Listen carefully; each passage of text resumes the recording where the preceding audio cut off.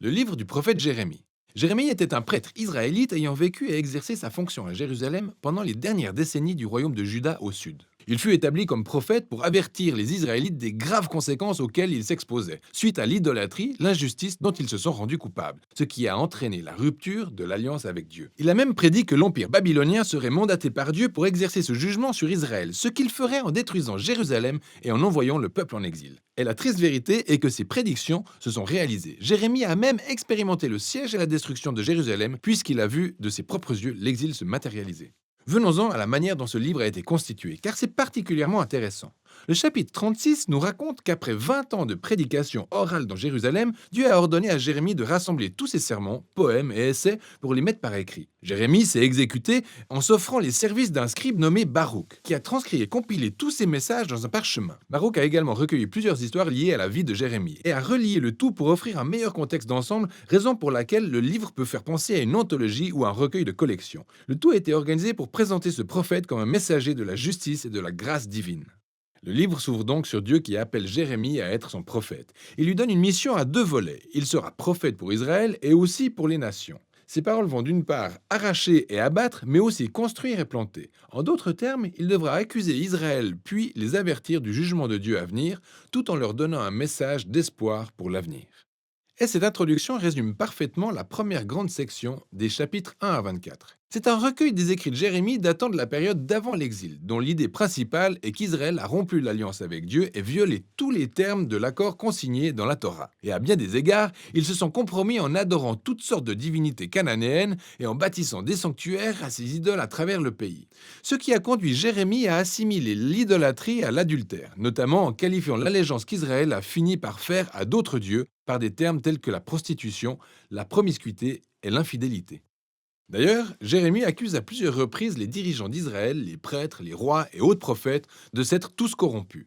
Ils ont complètement mis de côté la Torah et l'Alliance, ce qui a eu pour tragique conséquence le développement d'une injustice sociale latente. Les personnes les plus vulnérables au sein de la communauté israélite, notamment les veuves, les orphelins et les immigrés, se faisaient tous exploiter, ce qui constituait une flagrante violation des lois de la Torah. Et le pire est que les dirigeants d'Israël ne semblaient même pas s'en soucier. Tous ces éléments sont par la suite relevés à une étape clé qu'on retrouve au chapitre 7 et qui s'intitule Le sermon de Jérémie dans le temple. Il se trouve que les Israélites continuent de venir adorer leur Dieu dans le temple, comme si de rien n'était, alors qu'à l'extérieur du temple, ils pratiquent leur adoration à d'autres dieux. Et il y en a certains qui ont même adopté l'abominable pratique cananéenne du sacrifice d'enfants. C'en est trop. Jérémie se lance dans sa très impopulaire déclaration. Le Dieu d'Israël abattra son jugement sur vous. Il détruira son propre temple et punira Israël en se servant d'un ennemi du nord, disposant d'une armée à laquelle Dieu permettra de conquérir Jérusalem. Et c'est en poursuivant la lecture qu'on découvre qu'il fait référence au grand empire de Babylone.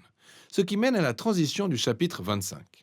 Pendant la première année du nouveau roi de Babylone, Nebuchadnezzar, alors qu'Israël ne s'est toujours pas réconcilié avec son Dieu, Dieu ordonne à Jérémie d'annoncer que les armées babyloniennes sont en train de foncer sur Israël et tous ses voisins pour conquérir leur territoire et les envoyer en exil pendant 70 ans.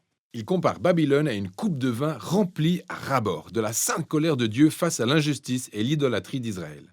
Coupe dont Dieu fera boire le contenu à Israël et les nations. Alors, ce chapitre est déterminant pour la conception du livre car tout ce qui suit se portera essentiellement sur les attaques à venir de Babylone. D'abord contre Israël dans les chapitres 26 à 45, puis contre les autres nations au chapitre 46 à 51. La section sur Israël liste d'abord des récits montrant à quel point Jérémie a supplié Israël de revenir de ses mauvaises voies et comment il les a avertis jusqu'au dernier moment, mais les dirigeants d'Israël n'ont dédaigné et n'ont pas tenu compte de ces avertissements. Cette section s'achève sur un vaste recueil d'histoires sur le siège de Jérusalem suivi de sa destruction par Babylone, et aussi des diverses persécutions dont Jérémie a été victime durant toute cette période avant d'être finalement enlevé et emmené de force en Égypte par un groupe de rebelles israélites. Alors qu'on est en plein milieu de toutes ces scènes de tristesse, de désastre et de jugement, on note une série de messages d'espoir concernant l'avenir d'Israël, tous rédigés par Jérémie. Il reprend ainsi la prédiction de Moïse selon laquelle, même après qu'Israël ait rompu l'alliance et ait été envoyé en exil, voire Deutéronome 30, Dieu n'abandonnerait pas son peuple.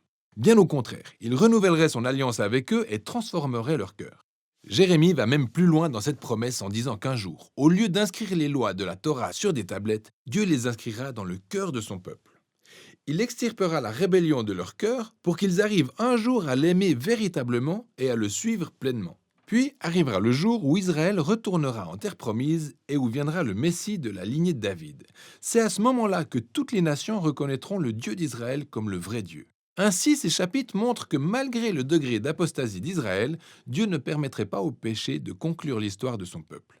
Bien au contraire, c'est par sa propre fidélité qu'il fera en sorte d'accomplir ses promesses, quoi qu'il advienne. Ensuite, on découvre le grand recueil de poèmes relatant la manière dont Dieu se servira de Babylone pour juger les nations environnantes d'Israël, notamment l'Égypte, Philistie, Moab, Édom, Ammon, Damas et Hazor. Mais étonnamment, les poèmes les plus longs sont gardés pour la fin. Ils parlent du jugement de Dieu qui s'abattra sur Babylone elle-même. Ce qui montre que même si Dieu se servit de cette nation pour exécuter sa justice, il ne cautionne pas leur violence et leur idolâtrie. Ainsi, Babylone, elle aussi, subira les effets de la justice de Dieu. Et Jérémie dénonce l'orgueil et l'injustice de cette nation. Maintenant, dans ces poèmes, Babylone est d'une immensité telle que cela nous renvoie à l'image de la Babylone décrite en Genèse au chapitre 11.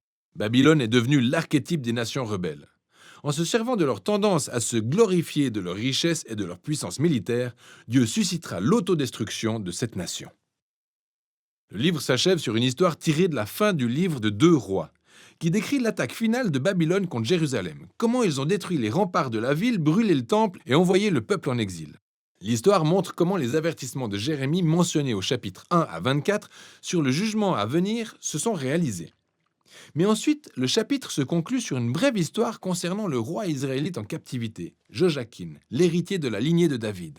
Le roi de Babylone le libère de prison et est très aimable avec lui et l'invite à manger à la table royale pour le restant de sa vie. Et c'est ainsi que le livre s'achève.